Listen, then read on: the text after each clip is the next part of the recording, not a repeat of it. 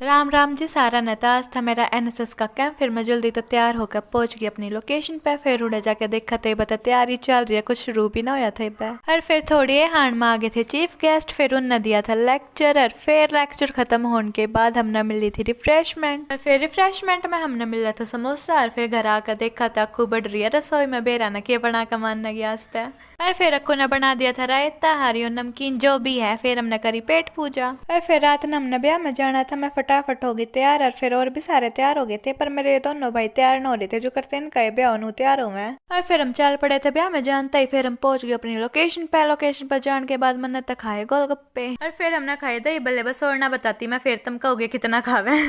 और फिर भी हमें रसमलाई ना खाई तो के खाया। फिर हमने खाया मेन कोर्स। और फिर रोटी खाने के बाद हमारा चल रहा था फोटो सेशन। और फिर मेरा भाई माच के लिए आया था ये टमाटर का सूप। और फिर ही पपिया ना गया, बोला चरचरा है घना मैं ना पीता। और फिर चल रहा था इनका फोटो सेशन, हम वो देखने लग गया। और फिर चले गए थे हम घर। आता ओके बाय।